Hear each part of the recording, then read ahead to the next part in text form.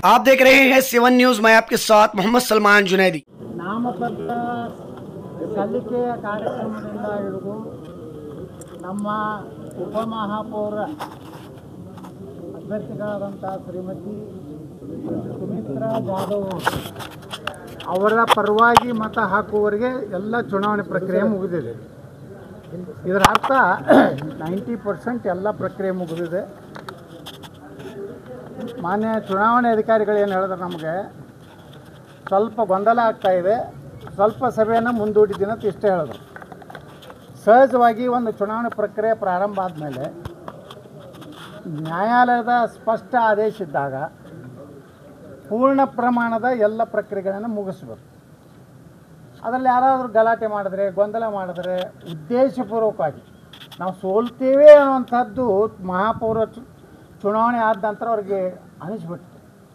ಯಾಕೆ ನನಗೆ ವಿಶ್ವಾಸ ಇದೆ, ನಮ್ಮೆಲ್ಲ 24 ಸದಸ್ಯರು 46 ಏನು ಒಟ್ಟು ಸದಸ್ಯರಿದ್ದಾರೆ ಮಹಾನಗರ ಪಾಲಿಕೆಗೆ, ಅದರಲ್ಲಿ 4 ಜನರ ಏನು ವಿಧಾನ ಪರಿಷತ್ತಿನ ಅಕ್ರಮವಾಗಿ ಇವತ್ತೇನು ಸೇರ್ಪಡೆ ಮಾಡುವಂಥದ್ದಾಗಿದೆ, ಅದನ್ನು ಕೋರ್ಟು ಸರ್ವೋಚ್ಚ ನ್ಯಾಯಾಲಯ ಭಾಳ ಸ್ಪಷ್ಟ ಹೇಳಿದೆ, ಅದನ್ನು ಪ್ರತ್ಯೇಕವಾಗಿ ಇಡಬೇಕು, ಚುನಾವಣೆ ಫಲಿತಾಂಶವನ್ನು ಪ್ರಕಟಿಸಬಾರದು. ಆ ಹಿನ್ನೆಲೆಯಲ್ಲಿ ಇವತ್ತು ಚುನಾವಣೆ ನಡೀತಾ ಇದೆ. ಏನು ನಮ್ಮ ಉಪಮಹಾಪೌರರ ಪರವಾಗಿ 24 ಮತಗಳು 46 ಪೈಕಿ ಮತದಾನ ಆಗಿದೆ. ನಾವೆಲ್ಲ ಅದಕ್ಕೆ ಸಹಿ ಮಾಡಿದ್ವಿ. ಮುಂದೆ ನಮ್ಮ ಮಾನ್ಯ ಚುನಾವಣಾಧಿಕಾರಿಗಳು ಅವರು ಜಿಲ್ಲಾ ಉಸ್ತುವಾರಿಗಳ ಒಂದು ಒತ್ತಡಕ್ಕೆ ಮಾಡೋದು, ಅವರ ಒಂದು ಜಿಲ್ಲಾ ಒಬ್ಬ ಉಸ್ತುವಾರಿ ಸಚಿವರು ಹಿರಿಯ ಸಚಿವರಾಗಿ ಅಧಿಕಾರಿಗಳ ಮೇಲೆ ಎಷ್ಟೊಂದು ಒಂದು ರೀತಿ ಪ್ರೆಷರ್ ಮಾಡಿದ್ರಂದರೆ, ನಮ್ಮ ಸರ್ಕಾರ ಇದೆ, ನಾವು 35 ಮಂದಿನೂ ನಾವು ಡಿಸ್ಕ್ವಾಲಿಫೈ ಮಾಡೋ ಶಕ್ತಿ ಇದೆ ಅನ್ನುವಂಥ ಭಯ ಹುಟ್ಟಿಸಿ ಅಧಿಕಾರಿಗಳು ಸಹ ಗೊಂದಲಕ್ಕೀಡಾಗುವಂಥ ಪರಿಸ್ಥಿತಿ ನಿರ್ಮಾಣ ಆಯಿತು. ಆ ಹಿನ್ನೆಲೆಯಲ್ಲಿ ನಮ್ಮ ಚುನಾವಣೆ ಅಧಿಕಾರಿಗಳು ಕೆಲವು ಸಮಯದವರೆಗೆ ಮುಂದೂಡಿದ್ದೇನೆ ಹೇಳಿದ್ದಾರೆ ಹೊರತು ಎಲ್ಲಿಯೂ ಸಹ ಇಡೀ ನಮ್ಮ ಉಪಮಹಾಪೌರ ಚುನಾವಣೆಯನ್ನು ಮುಂದೂಡಿದ್ದೇನೆ ಅಂತ ಹೇಳಿಲ್ಲ. ಅದಕ್ಕಾಗಿ ನಾವೇನು ಭಾರತೀಯ ಜನತಾ ಪಾರ್ಟಿ ಮತ್ತು ಬೆಂಬಲಿತ ನಮ್ಮ ಅಭ್ಯರ್ಥಿಗಳ ಏನೋ ಸದಸ್ಯರಾದ ಮಹಾನಗರ ಪಾಲಿಕೆ ಸದಸ್ಯರು ಸುಮಾರು ಈಗ 5 ಗಂಟೆ 27 ನಿಮಿಷದವರೆಗೆ ಕಾದಿವಿ.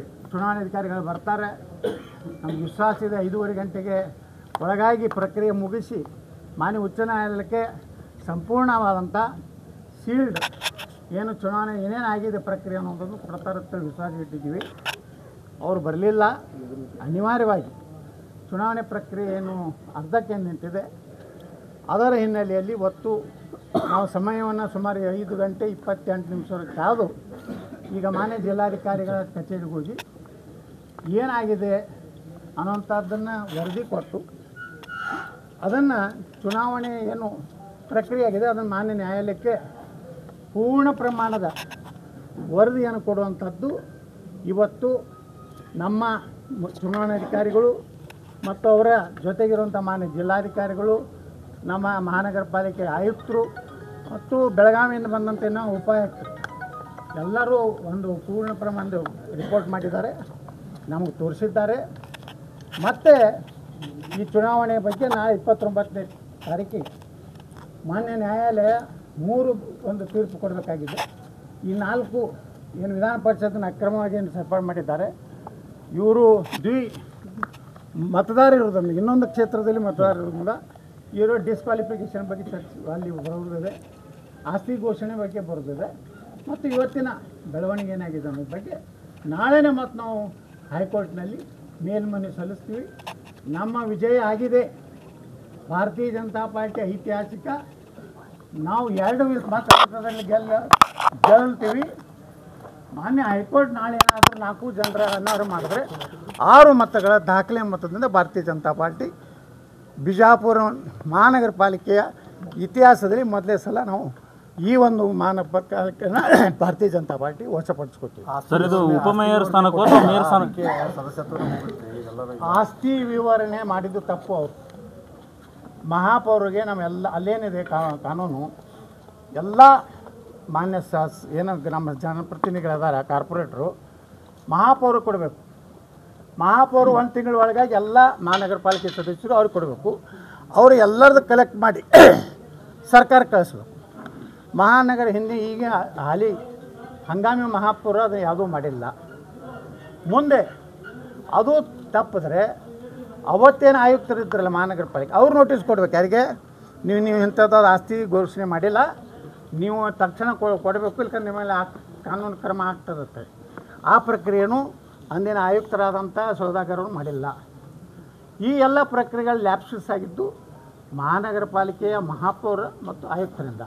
ಮೇಯರ್ ಅವ್ರಿಗೆ ಆಸ್ತಿ ಪ್ರಮಾಣ ಪತ್ರನೆಲ್ಲ ಕೊಟ್ಟಿದ್ದೀವಿ, ವಿಡಿಯೋನು ಕೂಡ ಮಾಡ್ಕೊಂಡು ನಮ್ಮ ಭಾರತೀಯ ಜನತಾ ಪಾರ್ಟಿ ಎಲ್ಲ ಮತ್ತು ಪಕ್ಷೇತರ ಎಲ್ಲ 35 ಜನನೂ ಕೊಟ್ಟಾರೆ. ನಾವು ಅಷ್ಟೇ ಅಂತ ಹೇಳೋದಿಲ್ಲ, 35 ಜನರೊಳಗೆ ನಮ್ಮ ರಾಜೀವ್ ಮಗಿಮಠರು ಅದನ್ನು ಕೊಟ್ಟು ಅದನ್ನು ದಾಖಲೆಯನ್ನು ತೊಗೊಂಡಾರ. ಉಳಿದ 34 ಜನರದ್ದು ಮಹಾನಗರ ಪಾಲಿಕೆ ಮಹಾಪೌರ ಕೊಟ್ಟಿಲ್ಲ.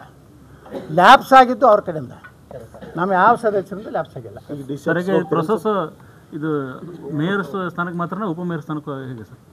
ಮೇಯರ್ನೂ ಆಗೈತಿ, ಉಪಮೇಯರೂ ಆಗೈತಿ.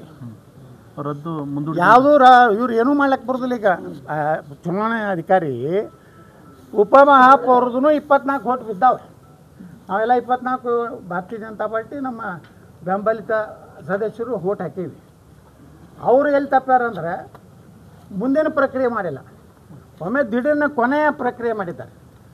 ಏನು ಮಾಡ್ಯಾರಪ್ಪ ಅಂದರೆ, ಏನು ನಮ್ಮ ಚುನಾವಣೆ ಅಧಿಕಾರಿಗಳು ಶ್ರೀಮತಿ ವಿಮಲಾ ಮೊಹಮ್ಮದ್ ರಫೀಕ್ ಕಾಣೆ ವಿರೋಧ ಇರೋರು ಕೈ ಎತ್ತಬೇಕಂತ ಹೇಳಿ ಅವಾಗ ನಾವು ಎಲ್ಲ 24 ಜನ ಕೈ ಎತ್ತಿದ್ವಿ.